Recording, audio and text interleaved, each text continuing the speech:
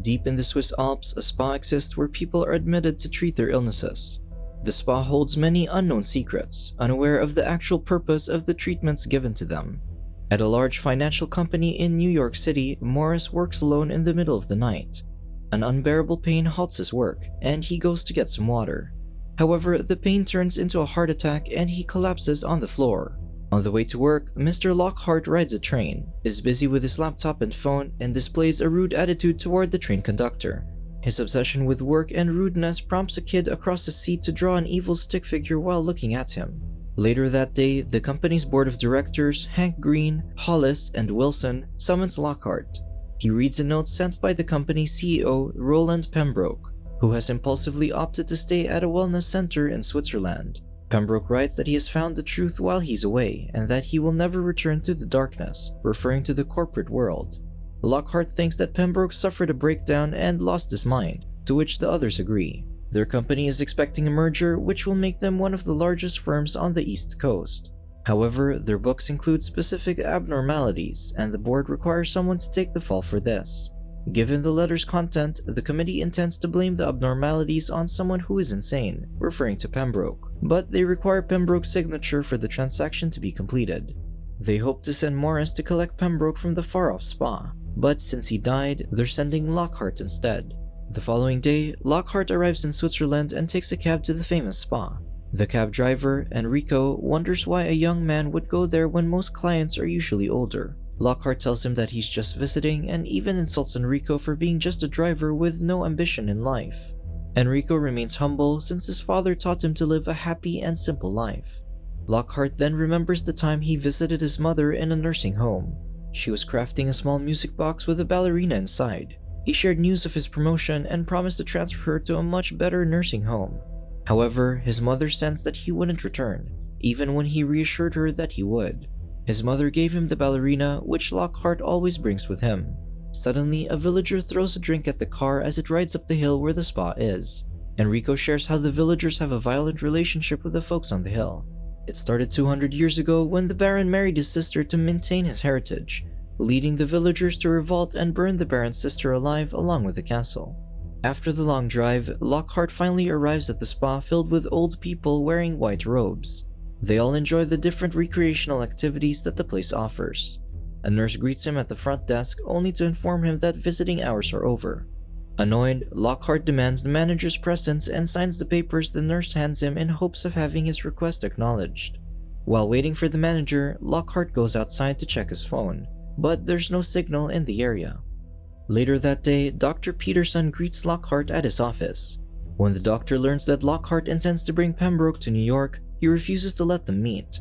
Lockhart is determined to see him and plans to return tomorrow. While heading out of the spa, Lockhart spots a young woman standing at the edge of the spa. Suddenly, a wild deer appears on the road, causing the car to crash over a shallow cliff. Before losing consciousness, Lockhart remembers his mother's burial. Meanwhile, the wounded deer walks along the road before dying. After 3 days, Lockhart wakes up inside the wellness center. The spa director, Henrik Vollmer, welcomes him and informs him about what happened. Lockhart panics upon realizing that his leg is in a cast. Vollmer assures him that they already told Lockhart's company about the incident and advises him to rest and hydrate. Lockhart checks his watch, but it runs out of battery. As he drinks the water, he notices a parasite floating and crushes it with his fingers. Lockhart sneaks out of his room and explores the spa, where he discovers more leisure activities. A nurse notices him and wonders if he's lost, to which he nods yes. He acts disoriented and claims his name is Roland Pembroke. From her records, the nurse tells him Pembroke's room number and his scheduled steam bath. Finally, he meets Pembroke in the bathhouse, but the former CEO doesn't want to engage in business matters. Lockhart begs Pembroke to return with him and assures him that he's in good health. However, Pembroke insists on staying and heads to the swimming pool. Pembroke remembers Lockhart's father and feels guilty about his death, as they blamed him for the company's shortcomings. He believes Lockhart also has the sickness because of his selfish ambition, and he needs to be cured. When Pembroke comes up from the water, he seems different and suddenly concerned about the company. He finally agrees to return to New York. Lockhart immediately changes his clothes and asks the nurse to call a cab for him. While waiting for a car and Pembroke, Lockhart meets Victoria Watkins, one of the old patients. She loves solving puzzles and spends most of her time doing crosswords and studying history. When Lockhart mentions the history of the Baron, it interests Watkins and tells him that she will look into it. A little while later, Lockhart follows the girls humming and finds Hannah, the young woman he saw before the accident. Lockhart wonders why she's at the wellness center as she appears so much younger compared to them. She explains that she was diagnosed with a unique condition. She asks if Lockhart comes for the cure, but he denies it, saying that he's leaving the place. Hannah tells him that no one ever goes because no one wants to leave such a wonderful place. She continues humming as she wanders away. A few minutes passed by, but still no cab arrived. Lockhart becomes impatient and looks for the nurse at the front desk. When no one answers him, he checks Pembroke's room, but to his surprise, the nurses and staff are fixing his room. Enraged, Lockhart confronts Vollmer, who's dining with the other doctors and patients. He asks where Pembroke is, to which Vollmer responds that Pembroke's condition worsened. Lockhart accuses the spa of making the patients feel worse as it is terrible for their business. As Lockhart continues his accusations, Dr. Vollmer points out his bleeding nose. Lockhart wipes the blood and falls unconscious. Later on, Vollmer checks up on Lockhart. Lockhart notices Hannah's picture on Vollmer's table and inquires about her condition. Vollmer shares how Hannah had a severe trauma when she was young that delayed her development, and it was only when she was 11 years old when she learned how to speak. Vollmer adds that Hannah is like a daughter to him. Vollmer then brings the topic back to Lockhart's condition, claiming he is stressed from work. He recommends hydrotherapy, to which Lockhart agrees. As Vollmer prepares his procedure outside, Lockhart runs through the patient's records and steals Pembroke's file. That night, the nurses start his treatment inside a water tank. As the water fills up, Vollmer reminds him that Lockhart may see primal memories and visions, but they are only the toxins leaving his body. In the tank, Lockhart remembers a childhood memory with his father as they fly a kite. Then, eels begin to fill up the tank, which causes Lockhart to panic. Meanwhile, the technician becomes preoccupied as the nurse comes in and removes her uniform. Lockhart swims up when suddenly his breathing tube is swayed by an eel. He taps the heavy tank's cover and screams for help. Unattended, Lockhart drowns and sinks at the bottom of the tank. While unconscious, Lockhart sees another childhood memory. On a rainy day, his father drove across a bridge where he learned that stocks had plunged, causing many to lose their jobs. His father pulled over and walked towards the bridge's edge. From the car, Lockhart watched his father jump. Lockhart wakes up after being pulled out of the tank. Lockhart tells them that there's something in the water. However, when they check it, the eels are gone. The technician reminds him of what Vollmer said. He might see visions and it's part of the cure. Later that night, as Lockhart studies Pembroke's record, he perceives a man taking a patient to a cave. The following day, Watkins informs Lockhart of what she learned about the Baron.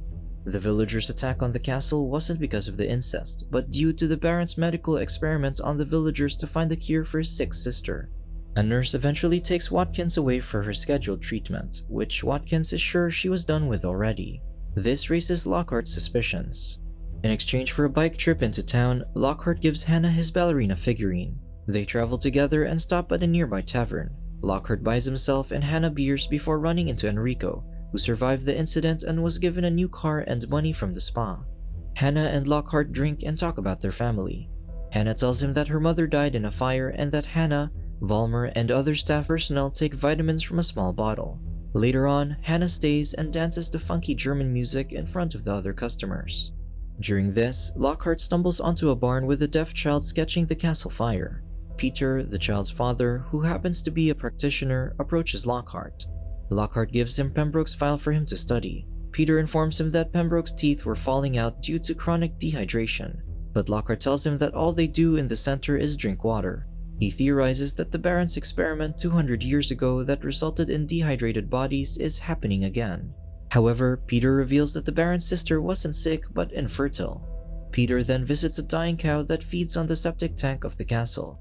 He slits the cow's stomach open, revealing a dead calf and eels. When Lockhart returns to the pub, he contacts Green, who asks him what happened to him and Pembroke. Contrary to what Vollmer said, Green didn't know about the accident until now.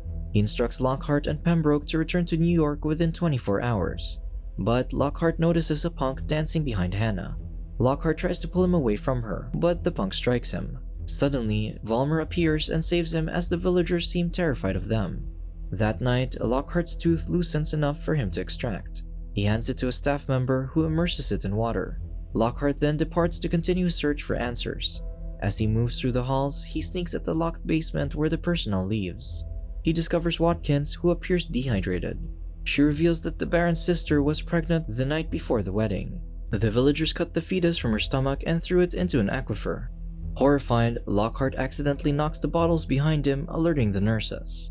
As Lockhart escapes, he comes across a chamber where several patients, including Pembroke, are confined in water tanks, seemingly dead. When Lockhart attempts to return to his room, he is apprehended by Vollmer. Lockhart brings up his teeth falling, so they lead him to a dental facility. They strap him down and drill his front tooth. In the following days, after more treatments are done to him, Lockhart begins to act and think like Pembroke. He now believes he's ill and needs to stay for a cure. While composing a memo to his bosses, he experiences a flash of insight and realizes that no man can unsee the truth. Lockhart then breaks a glass and cuts open his cast, revealing that his leg was never broken. He bursts out of his room and dashes toward the small cave, discovering an underground section with a pool where corpses are dumped to feed the eels. At the same time, Hannah heads into the swimming pool and has her first period. Here, eels begin to swim and circle her. Lockhart then finds Hannah across the hallway. Hannah punches Lockhart in the face when he attempts to help her. Hannah flees and discovers Vollmer in a room with the rest eating dinner. Lockhart rushes in and reveals to everyone that Vollmer is a liar and is making everyone sick, using whatever is in the water, which causes their teeth to fall out as a secondary effect. Patients begin to stand, which Lockhart misinterprets as support for him, but they slowly approach and trap him. They all swarm around Lockhart until he collapses. Lockhart awakens in a cylindrical tank that restricts him. Vollmer inserts a tube down his throat and forces him to drink the eel-filled liquid, which Vollmer requires all of his patients to ingest through the water. He reveals that the water contains the newborn eels, and as the eels grow inside the body, the victims are placed in cylindrical tanks. They go through a dehydrating process, where sweat is taken from their bodies and distilled into little blue bottles. This repeatedly happens throughout several sittings, producing the vitamins. The following day, Lockhart has his teeth corrected and looks transformed in the same way the rest of the patients are, trapped in the misconception that he's ill. Vollmer hosts a celebration for the patients and workers that night. For the occasion, Vollmer even buys Hannah a new dress. The staff and nurses dance in white dresses, surrounding Vollmer and Hannah. Meanwhile, Lockhart begins to come to his senses as he recalls what Watkins told him about the Baron. He sees a note written by Watkins, saying she doesn't know. He heads into Vollmer's office and discovers a portrait that was taken sometime after the fire. Lockhart uses glass to magnify a man with bandages all over his face, noticing that the man is holding something at the edge of the photo. Lockhart shatters the frame and unfolds the photo to see the man holding a young girl who looks like Hannah. Back at the celebration, Vollmer leads Hannah into the small cave, where he shows her a portrait of a woman that looks like her. He then ties Hannah to the bed and tells her that he waited too long for that night. Now that she had her period, Vollmer plans to impregnate her to keep their bloodline pure. Hannah is terrified and confused about what he means. Suddenly, Lockhart emerges and pours gasoline onto the carpet. Lockhart accuses him of taking advantage of his own daughter, which gets Hannah's attention. Vollmer pulls the skin off his face, revealing himself to be the horrifically burnt Baron. For a century, the vitamins have kept him and Hannah alive. Lockhart lures Vollmer into a trap where he drops a large amount of fuel and lights him on fire. The fire spreads around Vollmer and reaches throughout the castle. Lockhart attempts to free Hannah, but Vollmer manages to put out the fire on himself and immediately attacks Lockhart. The two fight until Vollmer gets Lockhart close to the eel pool and prepares to kill him, but Hannah swings a shovel across Vollmer's head. He reels backward and falls into the pool where the eels feed on him. Finally, Lockhart and Hannah flee the burning castle while riding Hannah's bike. They crash onto a car, ridden by Green, Hollis, and Wilson. Lockhart reveals to them that Pembroke is gone. Green demands Lockhart to get in the car, but he refuses, claiming that he's feeling better. With a nasty smirk on Lockhart's face, he and Hannah ride away into the darkness. Subscribe to watch more videos like this. Turn on notifications. And leave a like, it really helps the channel out. Thank you for watching.